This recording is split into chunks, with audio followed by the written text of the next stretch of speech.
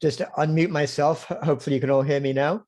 And yeah, thanks so much for that introduction, Paul. And yeah, and so I'm going to talk for a little bit and then look forward to a conversation with Paul, as so we can talk about how my ideas sort of intersect with his work too. And then I think we're going to open up to just a Q&A. So if, as I'm talking, or if you have a conversation, you have any questions, feel free to ask them at that time, so you can have a full-on conversation. So, well, to begin with, I guess I really just wanted to say that when I was invited to speak at the Otley Festival of Kindness, I was totally thrilled by that name to begin with. And so I felt this absolute strong yes, that's just the kind of thing I love to speak at, because to me, kindness has really is a foundational quality in my own set of values. It's something that's just foundational to the way I make meaning out of life and the way I try to live my life. And something I wanted to share with you, some years ago, I came across a quote from Aldous Huxley toward the end of his life. He was looking back and he said, "It's rather embarrassing," he said, "to have given one's entire life to pondering the human predicament and to find out that in the end, one has little more to say than try to be a little kinder," which I just thought was so profound. Of course, Huxley was being humble, but there was no reason for him to be embarrassed about that. Because my sense is that after that lifetime spent searching for this sort of ultimate meaning of life, maybe he'd stumbled upon it in many ways without even recognizing it for that. And I think we get a good feeling for that when we look at the etymology, actually, of the word kind, which kind of hints at its true depth. It actually derives from the same word as kin. And it originally meant an Anglo-Saxon sort of like native or innate, or with a feeling of relatives for each other. So kindness means acting to someone as if they're a member of your family, like someone you care about, someone with whom you share a home. And it means ultimately recognizing that all humans are part of the same family, and we all share the same home on this earth. And, in fact, we can go beyond humans, and we can extend that sense of kindness to all life when we recognize that, well, we share roughly 90% of our DNA with pretty much all other mammals, and we share about half of our DNA with fruit flies. So we come from the same common origins, and we all share the experience of being alive today on this earth. We share the same appetite for life, the same sense of purpose. And we can all really feel a deep sense of what it means to be those other creatures that we share the earth with. Now, that's what kindness really recognizes, the sense that we're all kin. Now, that's something that indigenous wisdom has been telling us for millennia all around the world. That's what indigenous cultures say. But of course, in the West, for the last few hundred years, that's been scoffed at, that kind of those ideas as being non-scientific, right? But in fact, modern science now tells us that those indigenous people were right all along when they look at this deep connectedness of all of life. But the thing is, our dominant worldview that we just kind of get from newspapers, from what shared beliefs that aren't even spoken about, that dominant worldview hasn't actually caught up with the science. We're still living in a worldview that is one of separation rather than one of connectedness. That worldview of kindness tells us it's one of separation. And a worldview is actually, that's the stuff that I write about a lot, both in my earlier book. A few years ago, I looked at worldviews in history, and this book I just most recently published called The Web of Meaning, which looks at a different kind of worldview of connectedness. And the worldview we have right now that's dominant this one of separation, is one that is not just dangerous and leading us to destruction, but it's just been shown by modern science to be fundamentally wrong. And a worldview is interesting because it's not something that people talk about. You don't sort of go on a walk with people and say, oh, well, my worldview is this and that, and you should believe that to your kids or whatever.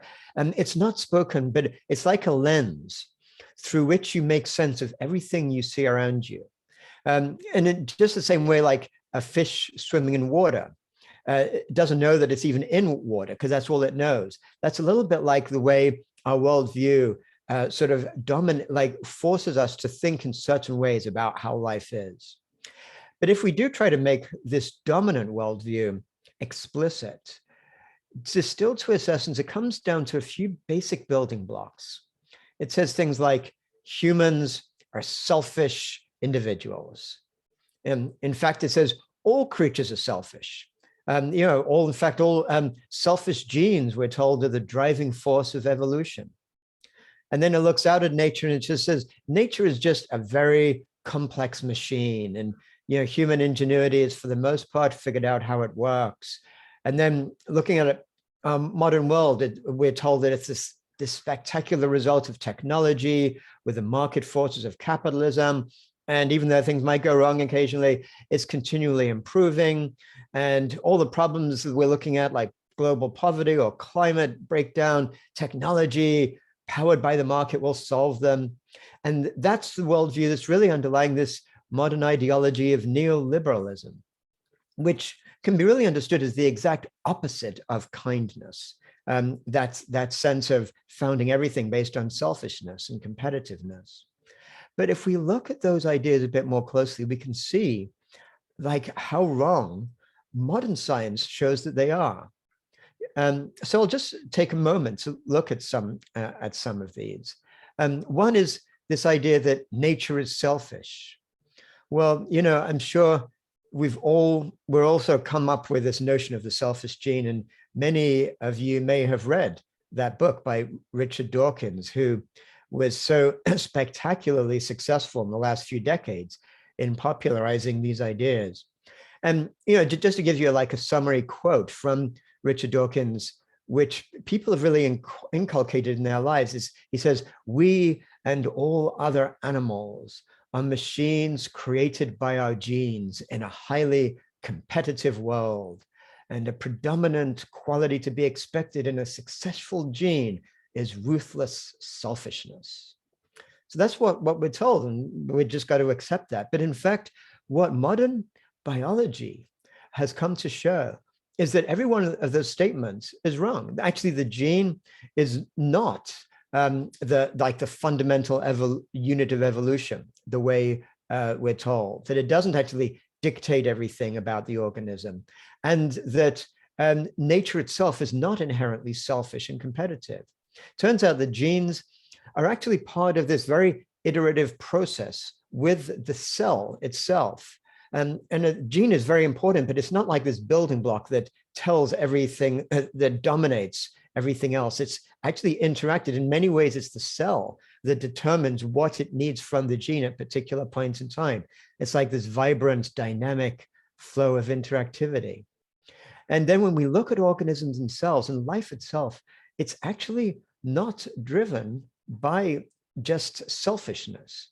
In fact, when people now look, and when evolutionary biologists look at how evolution evolved this incredible complexity of life over billions of years, what they found is that the biggest increases in evolution from simple cells to complex cells, and to multicellular organisms, and to communities of life on Earth, and to ecosystems, every one of those steps in evolution arose from increases in cooperation.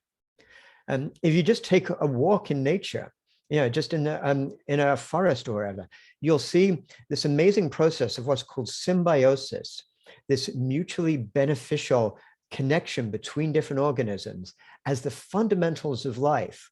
Plants bringing in the sun's energy and photosynthesis, and then offering that to animals who then take that and like reseed the plants through fruits, whatever it might be. Pollinators who then pollinate those plants. And then when animals die and things decompose, a fungal network helps to decompose it and then transmit nutrients back to the plants again. Life evolved through cooperation. There's this great quote from biologist Lynn Margulis saying, life did not take over the world by combat, but by networking. And similarly, when we come to humans, we look around and it seems kind of obvious that, humans must be selfish and greedy. I mean, look at our society. There's this great, quote. Some of you may remember the movie Wall Street from some decades ago. This guy, Gordon Gekko, this sort of venture capitalist investor guy, and he makes a speech about how greed is good. And that phrase obviously has almost like become the standard phrase for our neoliberal world. And that's based on Ayn Rand's sense of capitalism and the free market. And the thing is, even people who don't agree with those values still think that they have to sort of overcome our biology to get to a better place. So even to go back to Richard Dawkins, to his credit, he doesn't support that kind of neoliberal worldview. But what he says is, let us try to teach generosity and altruism because we're born selfish. We need to understand what our selfish genes are up to, because maybe then we have the chance to upset their designs. So that's, again, what we think in our standard worldview. It turns out, we now know from not just evolutionary biology, but anthropology, that this is false. That if we look at human history, millions of years ago, as humans, pre-humans diverged from other primates back in the savannah, we are differentiated from other primates through our ability to be cooperative. We evolved our sense of cooperation. We, like humans, those pre-humans learned that in their dangerous savannah, those who collaborated the best were most successful. And over those millions of years, through evolution, human identity itself expanded from ourself and our immediate family to include our entire group. And so, in fact, we developed what are known as moral emotions, things like compassion, shame, guilt, gratitude, embarrassment, a sense of fairness, the fact that we love people who are generous, or when we see altruistic behavior. All of these things are deeply felt. We don't just act morally because we think we should. We do so because it actually feels right. So we don't have to overcome our selfish genes. It's kind of the opposite in a way. What our modern society does through TV and the internet and all the messages we get from the market, it has to condition each of us as we're infants to overcome our instincts for kindness, generosity, and fairness, to compete for status and success. That's what our modern society has to do to sort of change each of us. And again, indigenous communities understand this well. In Africa, there's this amazing phrase. It's kind of a core foundation of philosophy in many areas in Africa, called Ubuntu, which basically translates as meaning, I am because you are, the sense of deep connectedness. And here where I am in North America, when the Blackfoot tribe meet each other, they don't ask, how are you? They actually ask, how are the connections? And similarly, the Lakota tribe here, they have this phrase, mitakuye oyasin, which means we are all related. And when they give that phrase, they're not just talking about all the people in their group, they're talking about all the living beings around them, all the animals, all the plants, because they see all of nature as being related. Which brings us to this other way in which our worldview has been so fundamentally wrong and has caused so much damage, that we're told by our dominant worldview that humans see that humans are fundamentally different from nature. In fact, nature is more like a machine, we're told, this kind of resource to exploit. So, and we can sort of trace that back to some degree to that famous quote from Descartes back in the 17th century, the sort of foundation of philosophy that pretty much all of us know, cogito ergo sum, or I think, therefore I am. And if you think about what that means, and it's basically saying human identity itself exists solely through that conceptualizing thinking faculty that differentiates us from other animals. So therefore other animals and even our bodies, the part that's not our brain, are just kind of mere machines. The only identity is that thinking mechanism. But again, if we look at what modern ethologists and animal studies have found, it's that there's this deep, incredible, sophisticated intelligence in all of life around us. You know, we now know that elephants communicate with each other over hundreds of miles through infrasound. They perform ceremonies over dead family members. We know that dolphins and whales speak to each other in local dialects even, and they call each other by name, and they even gossip about those that are temporarily absent. Wolves show deep family commitments, and males help raise their young for years until they reach maturity. But even if we go beyond those like high functioning mammals, we now know that plants even have this incredible networked distributed intelligence with up to 20 different senses. They actually learn, they have memories, they communicate with each other. And through the fungal network in a forest, trees will even allocate resources as a community in what's called like actually the wood wide web. And what's amazing is cellular biologists, as they study each cell in life, have found that a single cell has stunning intelligence. It has thousands of different sensors and proteins. It sends and receives hundreds of signals at a time. It's aware of itself and others. It knows what to do moment by moment. It cooperates in community with other cells around it. And a lot of the time they'll make decisions as a group. And we have those incredibly intelligent cells. Each of us has 40 trillion of them within our bodies. So what we see is that actually what it is to be human is not just to have that thinking capacity, like Descartes said, but to actually have to connect with that animate intelligence that we have, that we share with all of life. So yes, those indigenous people were right. We're all related. And that sense of kin or kindness can extend truly to all nature. And so what we begin to see when we look at that is to realize that actually our very sense of morality is to a large extent a function of our identity. So if you see yourself as an isolated individual, well, your values will accordingly lead you, right, to pursue your own happiness at the expense of others. And if you identify with your community, then your values will lead you to emphasize the welfare of the group. And then if we extend our identity to include all life, like recognizing those trillions of cells within us as being part of our shared experience of life with all Earth, it leads to a different life-based value system.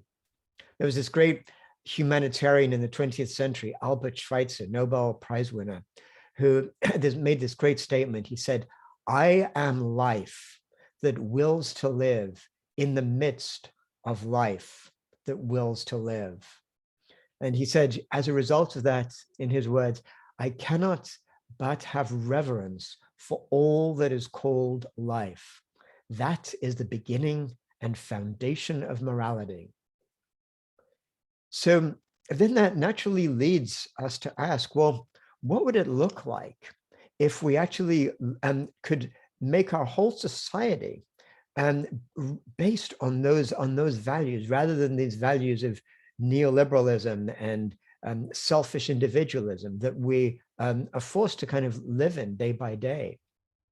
Well, there's this amazing vision that some people have that I get really excited about, of what they call an ecological civilization.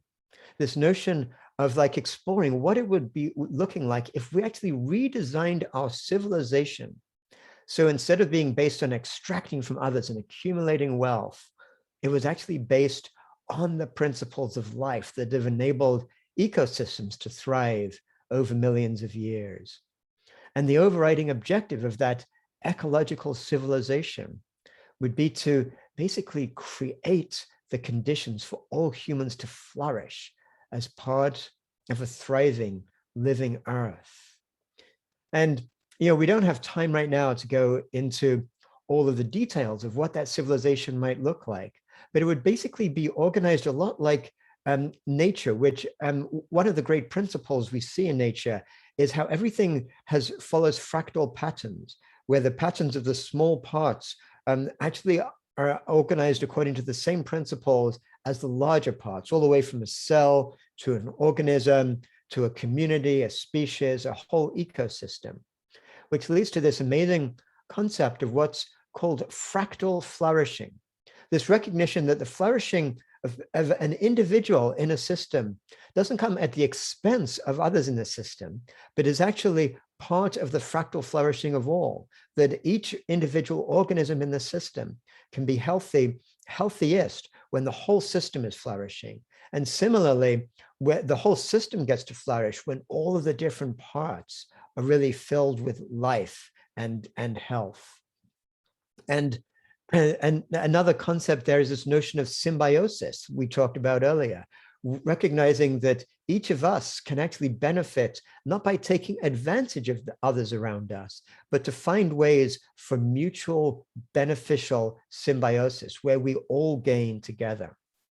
So there's so many different ways in which an ecological civilization could lead to real life transformed ways of living together. What I'd like to do now is actually begin to kind of shift towards a conversation with Paul, who, as I understand it, has done some of the leading work in thinking about how these foundational concepts of connectedness and kindness can actually apply to cities and to how we can reorganize our community within the urban environment. So at this point, what I'd like to do is maybe if we can like turn over to Paul a little bit, and maybe Paul, you can talk, give a little introduction into your own work and your own book that you've written about this.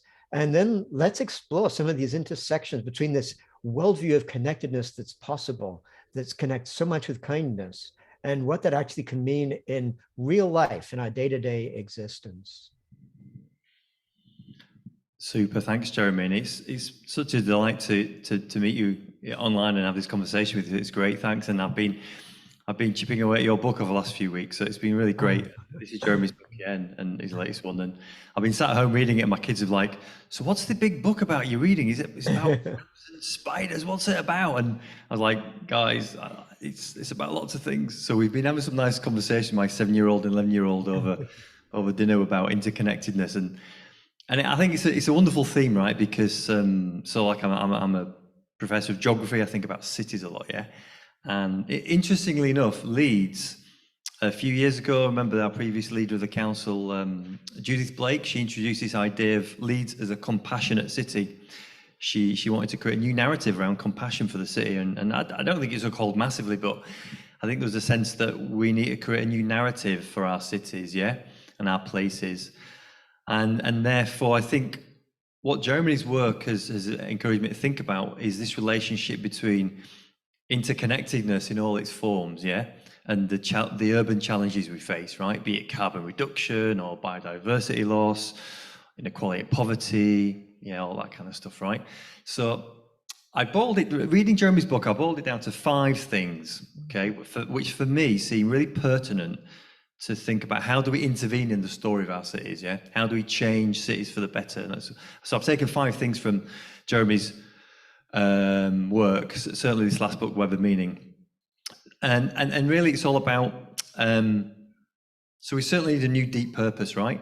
And a new web of meaning, almost, to guide cities, to guide our urban places. What is the deep purpose that we're missing? Okay, so the first thing for me is that really high-level thing about the interconnectedness between humans and non-humans, and what Jeremy calls the animate world, yeah? And I think this is really key because for me, I'm always engaging with policymakers and thinking about tangible urban policy and how we allocate resources.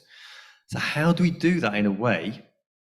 And I often say this to policymakers, like, how are we valuing the non-human world here? I said, what? what did you just say? And it's like, it's so removed from the most important things we have to do, like reconnect the human species to other non-human species, and the natural world, other sentient forms of life. The fungal networks Jeremy's talked about, this real new approach to nature, the interconnections of every living thing. And the challenge for me is, how do we build policy around that, right? Like, there's a lot of talk in the UK, and might be in the States, I'm not sure, about nature recovery plans. How do we recover and regenerate nature in a way that connects humans to non-humans? And I think that's a real shift in our identity. That's the first thing then. So the second one is actually, how do humans reconnect with themselves? Yeah, because I think actually, what we've seen a lot is through urban policies that, and how we allocate resources and how we make central government policy, and I think it's the same in the States or in the UK or elsewhere, is that we are detached from ourselves. Yeah, we're encouraged to see ourselves as individuals in perpetual rat race for growth. Yeah, so the growth narrative is really strong there. And so we see it as individuals or consumers. So that's a really important thing. How do we reconnect with ourselves through compassion and kindness? Yeah. And I think so the question I ask policymakers is, so how do we, I actually haven't used this question yet, but I'm going to next week somehow. Like, how do we build kindness? How would you build a transport system based on kindness? Yeah, or compassion? And these are really important questions, right? Because it's about allocating resources. What would a compassionate zero? So look, we could probably, this is a great question for Andy Boyle in the audience. So we're all, I'm really into kind of net zero placemaking, right? Or like a zero carbon places, but what's the role of compassion and kindness in those places, right? Yeah, what would a compassionate neighborhood look like? The third thing is, for me, is like, I call it think like a city or think like a town, right? How do you start to think like a place? Because a place is interconnected, right? You think about Otley, where we are now, or Leeds. It's just a flow of ideas and people. Like, we sat here talking to Jeremy, right, in West Coast of the States. So all places are made up of a flow of people and ideas, and money, and constantly flowing around, right? And actually, organisms and viruses and all sorts of human and non-human flows, right? So how do we build an understanding of our places through that, so we don't just see them as atomized, right? This street and that street, this neighborhood and that neighborhood. How do we build that interconnected sense of place? Because if we're going to, and this is a good one for us here, if we're going to change Otley, we have to change Leeds. If we're going to change Leeds, we have to change Otley. Also, the relationship between them is really, really key, right? And the different levels of things going on there. And the fourth thing is reconnecting governance, so how we manage our places. I mean, I don't know if there's people from Otley Town Council here, and the guy was here, really interesting. Love to talk to him afterwards, and you mix here, and it's like, governance is deeply disconnected. Yeah, the silos we have, we've all been in that classic situation where, sorry, that's not my department, I'm in health and that's transport. It's like, you are kidding me, you don't even talk to colleagues in transport and you're in health. And we've had this for decades, right? So how do we get rid of those silos and have interconnected policy making between departments? Many of you might work in institutions where you're like, yeah, I can't believe I've got to sit in this silo and make decisions in silos and allocate money in silos. So how do we bring that interconnectedness back into our decision making? Then the last one then is the interconnection between problems and solutions, because we often see the challenges and the problems really kind of sliced and diced. Like, oh, that's a transport problem, or that's a food problem, or that's an energy problem. And I think what we're looking for is, I'm really into kind of systems thinking. How do we see the solutions as a set of interconnected systems, right? So how do we kind of like see ourselves as almost like these interconnected holistic practitioners, yeah, that work across systems, that are comfortable saying, oh, actually, it's not about transport, it's about the economy, it's about why we're all running around. So we sometimes get over technical solutions about, we just need to change where that curb is or that traffic light works. And it's like, actually, why are we all rushing around? And unless we kind of start to think about the connections between these different, what we call systems that make up our lives, we're not going to unravel this. Why are people rushing from the supermarket to school to what's keeping us apart? What's keeping us in these long journeys and this rat race? So what wraps it all up for me is, the triple emergency, the climate emergency, the ecological emergency, the social emergency. And how do we use this interconnectedness to create a new practice? And I mean, literally, people who work in policy and allocate money to this triple emergency in a way that doesn't cause panic, because as soon as we start talking about emergencies, this is an emergency situation. Yeah, we cannot be here again in 2030 having a nice conversation like this, right? We can go into the kind of, so this is not about catastrophizing. It's like we cannot have this conversation again, right? On these terms. So by 2030, things need to be very different. So that's not to panic, but that's to see us as, I think what I've really taken from Jeremy's work is to be like holistic first responders.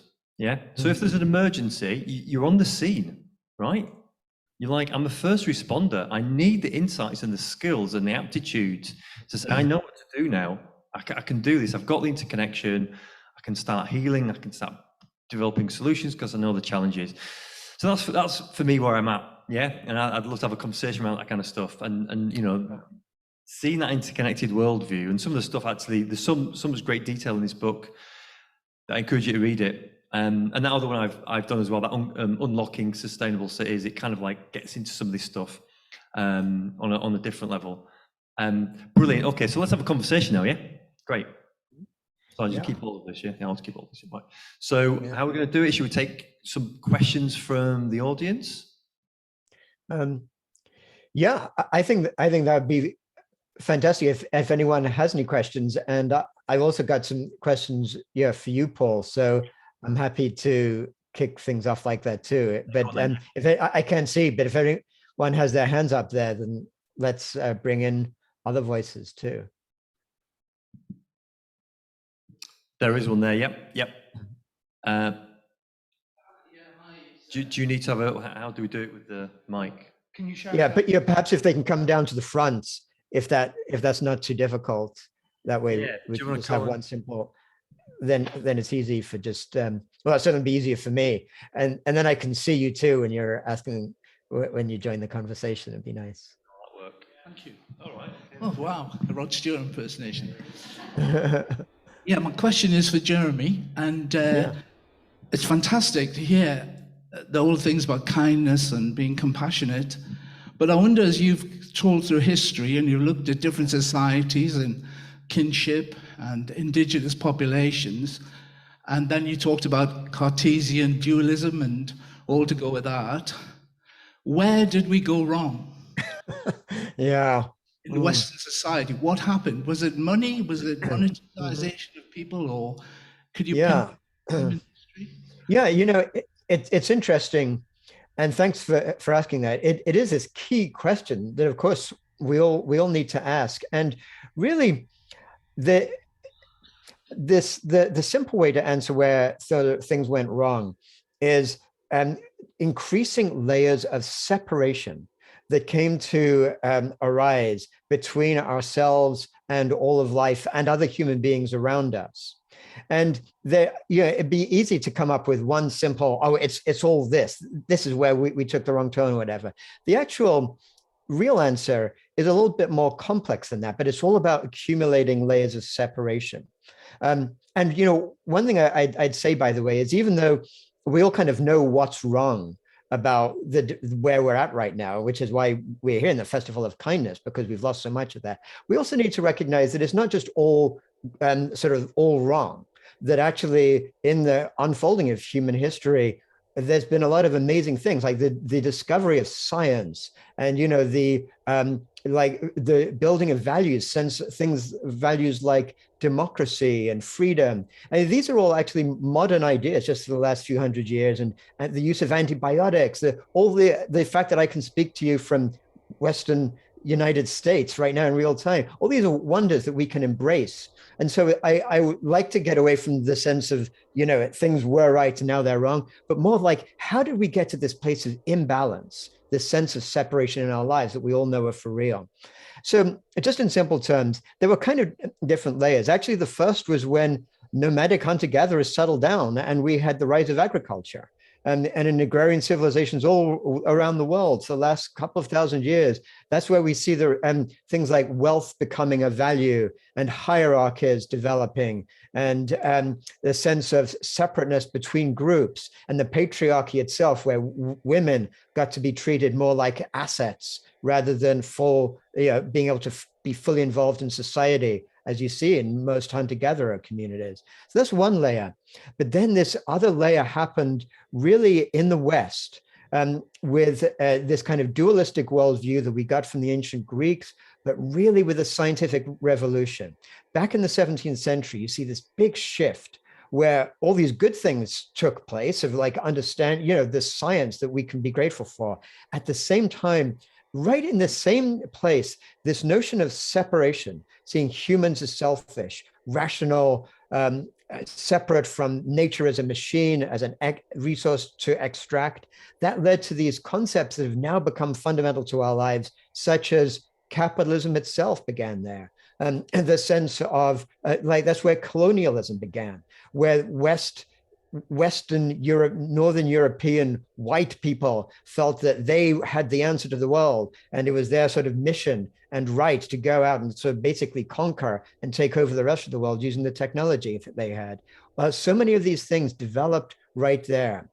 And those are the things that we need to, when we're looking at those questions that Paul was asking so beautifully, those principles he was putting out there, to always keep thinking, how are the normal received ideas really involving those senses of separation, those ideas of nature as a machine, humans as selfish, separate from each other, all that stuff. And how can we actually come up with answers that look at things from this more interconnected way? So anyway, that's kind of like a long answer to your question, but hopefully not simplifying too much. Yeah, we've got a few hands. That's great. Do you want to just come up and grab the mic? Anyone?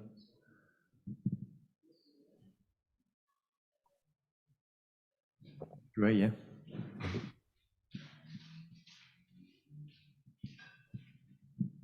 My question's for both of you, but probably more pertinent to you, Paul. It's about education, and you talked about those silos, and they can probably quite easily be mapped onto the departments of a university or the classrooms in a school. So how do we develop an education system that encourages this connectivity you're both talking about? I mean, there's some really exciting educational initiatives around the world which try and embrace this new world paradigm, right, of interconnection and regeneration. I think the donor economics community is part of that. I mean, the interesting thing for us at universities is we live in disciplines, and I think, what is the next 10-year? The next 10-year challenge is to try to teach across those, but also outside the boundaries of the physical classroom. Because I think the key thing is to kind of implement these into solution form, in terms of whatever community food growing or anti-racist practices or car-free cities or rewilding. So like doing it is a sense of reconnection in itself, right, between the deep purpose of education, which is not just a kind of like, well, to be honest, many institutions, especially the elite universities, have become largely captured, right? They become instrumental devices to service neoliberal market economies. And I think that's one of the devastating effects of market reforms in our education system. So there are some nice examples out there. It'd be good to share others. I don't know, Jeremy, on your patch, I probably know in the West Coast of the States, there's probably loads of great examples of people doing education in different ways. Yes, yeah, absolutely. And in fact, I really love what you were just saying, Paul, that I think, again, it's most valuable to look at the underlying ways in which things kind of lead in the wrong direction. And I couldn't agree more with what you just said, how education has now really become a way to condition children from early years, the first few years of their life onwards, to sort of become this kind of productive part of consumer society, where they learn that they need to sort of get the best degrees they can, to get a good job, to then sort of become part of this kind of machine that's extracting resources out of life. And that's how they're meant to be successful and have high status. So to reimagine education, right from the earliest years of a person's life, to this notion of training people to actually achieve full well-being, to actually fully flourish as part of in that fractal flourishing notion, as part of a flourishing world around them, would lead to fundamentally different pathways of actually, what people prioritize on. And, the other point about that, I think, again, you were touching on that, Paul, yourself, is and the question itself is so focused on this notion of how we're taught in education to, the more advanced we get, to focus more and more of our attention on a smaller and smaller area, so that by the time you're doing your PhD and becoming a professor and researching in something, there might be just a very small group of people around the world who even know what you're talking about. And if you try to sort of build bridges, you risk losing your reputation because, you're talking about something you're not an expert in and all that stuff. So one of the most important practical things we can do is build into educational systems these holistic, integrative ways of looking at things. And as people, whoever's in the education system could always be looking for those rare courses that are offered that are interdisciplinary, actually look at the connections between other things. Because what science has now discovered is that there are so many deep patterns of the way that life and the whole cosmos is organized, patterns that apply all through the living world. And so looking at how patterns that, like, for example, the work in ecosystems can work in cities, and so things like fractality and things like that. Those are some of the most powerful things we can do to really transform our thinking. Yeah, I mean, do you want to come down or speak from there? Or yeah.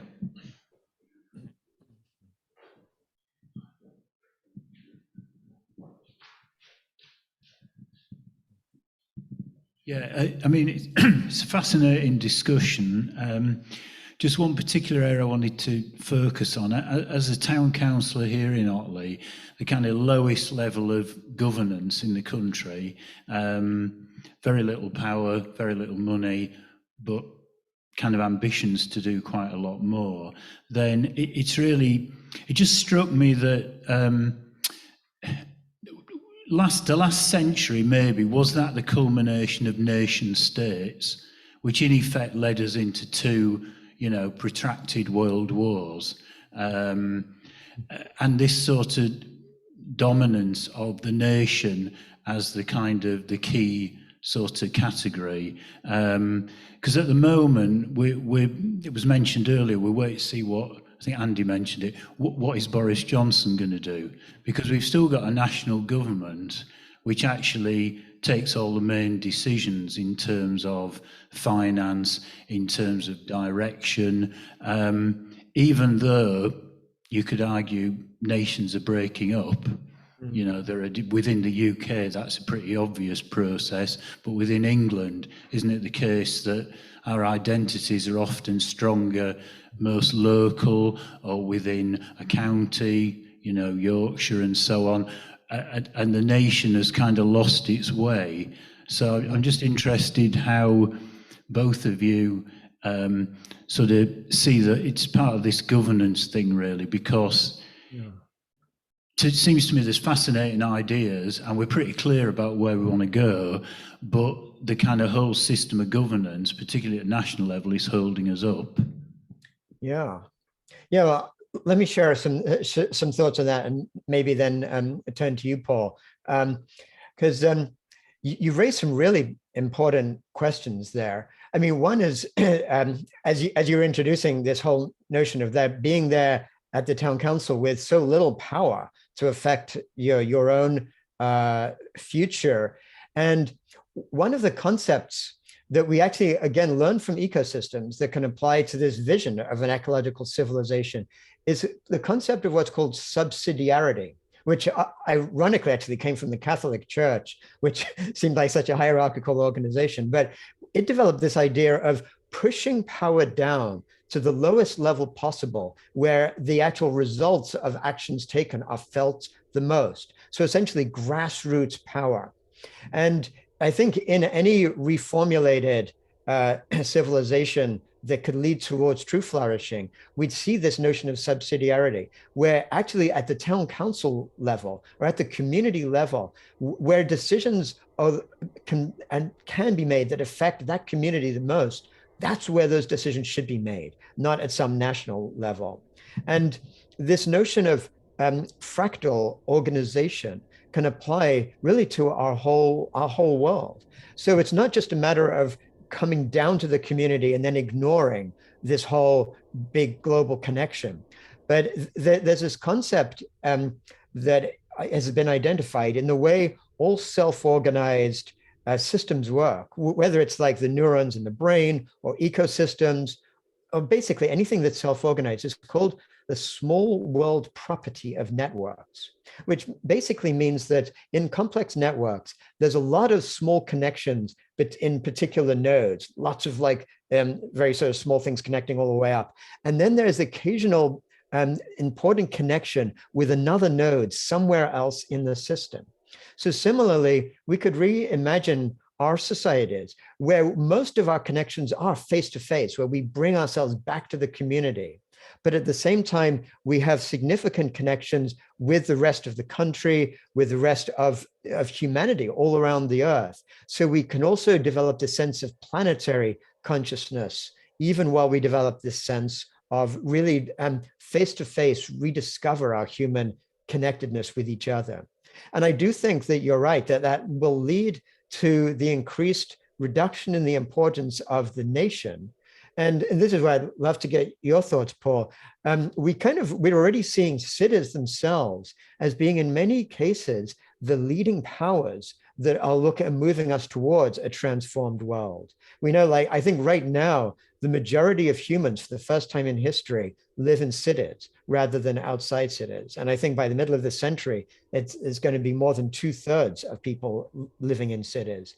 And in the States, right, where I am, for example, the cities are far ahead of the nation in moving towards a green economy and coming up with the ideas of the transformations needed. And I'm curious to your thoughts, Paul, about the role that cities might play, like longer term, in our future global governance and organization.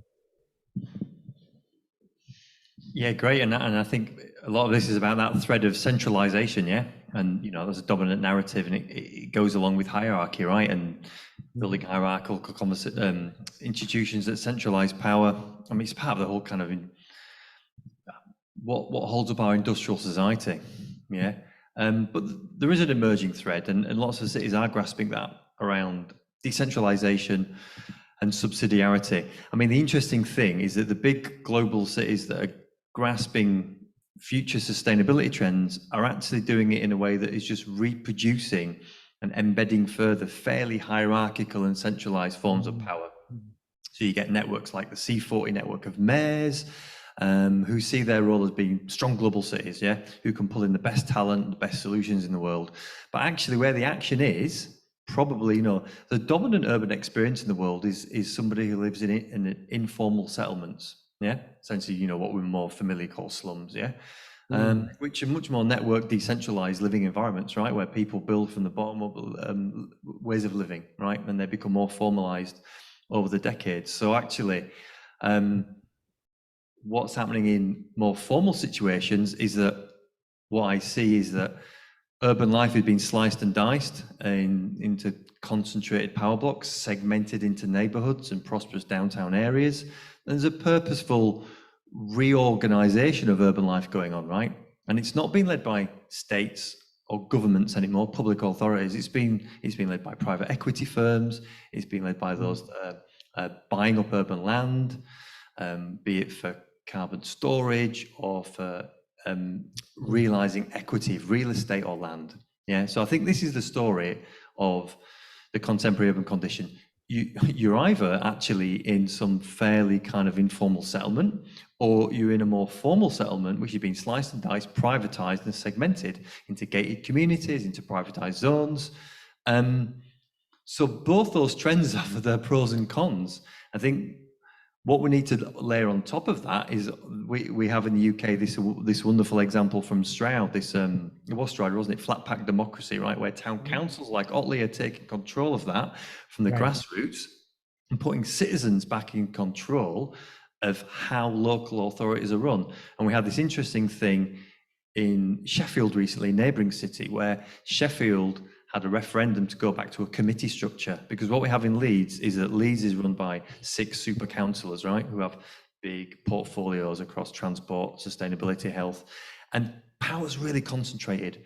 So the first thing we need to do is get a new form of governance embedded in cities like Leeds, even based on the old 19th century committee structures, where people could go to the committees.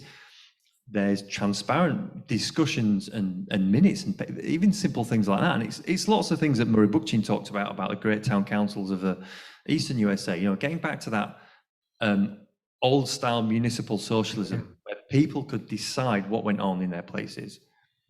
Okay, let's bring another response here. Yeah, that's fine, yeah. My question is, to try to expand the work, is this too little too late? It all sounds so great, but I'm thinking this is a huge paradigm shift, isn't it, for people to get their heads around? And actually, it seems like we've actually, in many ways, gone the other way, with less face-to-face, less interconnectedness, more isolation, particularly in the last year and a half. And I'm not being doom-mongering here, because I'm a psychologist, so I'm thinking in terms of compassion for others. But it does feel like we've got, is it too late? In the time we've got left? That's my question, really. Did you hear that, Joe? I think that was one for you. That'd be great to hear your views. Yes. Is it late? I did. And I think that's a great question. And thank you for asking it and bringing that into the room, because, I think that's something that we all have this feeling about. It's only too clear looking at the disasters unfolding and climate breakdown getting worse and worse each year, and governments completely refusing to do what they need to do about it, and inequality is getting even more extreme. It's a real feeling. And my answer to that is kind of twofold in a way, that and in some degrees, and in many ways, it is too late. It's too late to stop a lot of climate disasters from taking place. They're happening already, and we know they're going to get worse. It's too late for many species around the world that are facing extinction, and that a couple of decades from now may not be around. It's probably too late for the coral reefs, most of which are expected to be dead by the middle of this century. And in fact, potentially there may not be coral reefs that are alive by the later part of this century. We have to look at that. And anyone who's really does live according to that sort of way of thinking I was saying earlier, that I am life in the midst of life, and with reverence for life, has to grieve and recognize that. And the only way we can even hold the enormity of that is with others and sharing that. So absolutely, we have to feel into that. And at the same time, we live in this incredibly complex, non-linear world. None of us knows what's actually going to unfold year by year and decade by decade. And there are some ways in which, while we see all these terrible things taking place, we also see these amazing, wonderful shifts taking place. The whole global interconnectedness of our shared reality through the internet and through our awareness of other ideas from around the world has these great impacts. Something like, Kate Raworth's notion of donut economics is now beginning to find itself in cities. People are going, yes, this makes sense. And all around the world, different cities are taking that up and looking at reorganizing and thinking in different ways. We see something like a Greta Thunberg, who just a couple of years ago, just sitting there on the steps in front of the Swedish parliament. No, she couldn't have dreamed, nobody would have known how just a couple of years later, millions of students all around the world are rising up saying, we don't accept this crap anymore. We're going to look at different ways of doing things. So while it is too late for some groups and some people already, it's not too late for this possibility of the transformation that we need.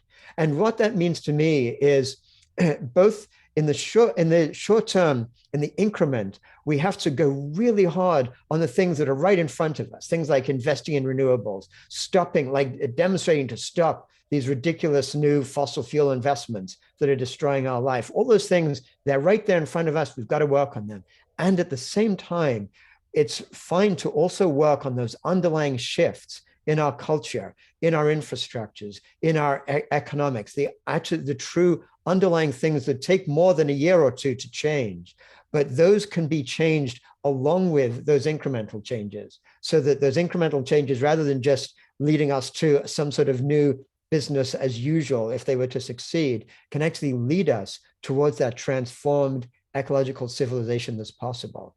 I see it as possible. I'm not saying I'm even optimistic about where things can go, but I do have this faith in this possibility of what we can do as a human species, basically, by reconnecting with our core sense of those values that each of us is born with. And that can really drive us to this different possibility. Paul, I don't know if you have other thoughts. Well, actually, I'm going to leave that as the last word, because I'm going to pass back to Josh for to close the event. But I think, Jeremy, I mean, a personal thanks for me, but in a sense that for just putting these ideas out, because we all have a choice, right? Yeah, what ideas we put out, what words we put on the page, yeah. And you've chosen this route, and I think, you know, just in terms of thinking about what happens in the future, we all do have those choices to take these conversations forward, to write certain things, to feel in certain ways. And I think it's an immense intellectual and practical project that you've embarked upon, that people can share that. So a huge thanks from me for that, and certainly the crowd in Otley here to join you on that journey. So thank you hugely, because these ideas, I mean, like, you know, in terms of how long have we got left, you know, that's the task, isn't it? To take the ideas of Jeremy's and Kate Woworth's and the amazing Jason Hickelb's, things like less is more, and to talk about degrowth, to talk about reconnection, to talk about regeneration, to talk about donut economics, because these will be the new ideas that will start to corrode the dominant, yeah? And we'll start to kind of create a new interconnected paradigm. And we've been at this for decades, hundreds of years, thousands of years, and we are we're passing this on, right? So it's great to be part of that, and it does give me hope in spite of all the kind of darkness around us. I'm going to pass on to Josh. Very good. Just to say we're out of time now, but I'd just like to add my appreciation to you both. I think that was an incredible, significant conversation to be part of, and I feel privileged to have experienced it. I hope you do too. I'll just say one thing for myself, which is what it raises for me is a personal question, which is, who do I want to be? Who do I want to become? And how can I be a first responder in whatever situation I come across? I always have a choice of care or conquest. And our system's based on conquest, and our challenge is, how do we create a system that's about care? Thank you very much, everyone. Thank you.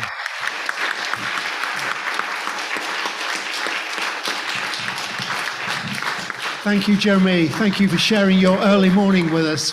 Take care. Yeah, you take care. Thanks, everyone. Bye.